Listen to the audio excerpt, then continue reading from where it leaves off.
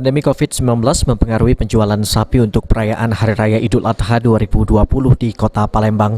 Salah satu penjual sapi dan kambing yang berada di Jalan Soekarno-Hatta Palembang, Zulkafli, mengungkapkan hingga H-13 Idul Adha ini, daya beli masyarakat menurun cukup signifikan dibandingkan tahun-tahun sebelumnya sebelum pandemi ini. Dirinya mengungkapkan biasanya ia bisa menjual setidaknya 30 ekor sapi dan kambing di H-13 ini.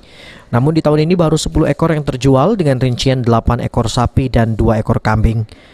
Meskipun begitu, dirinya menjamin hewan korban yang ia jual sudah mendapat perawatan dengan baik dan telah mengantongi surat kesehatan sehingga bebas dari penyakit dan layak untuk dikorbankan.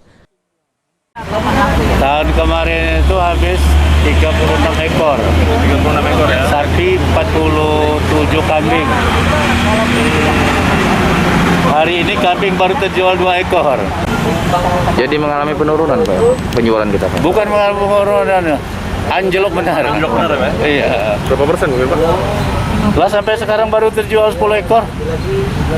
Sapinya 8, kambingnya 2 gitu Pak? Iya. Biasanya sudah 20-30 ini terjual. Heru Wahyudi, PAL TV.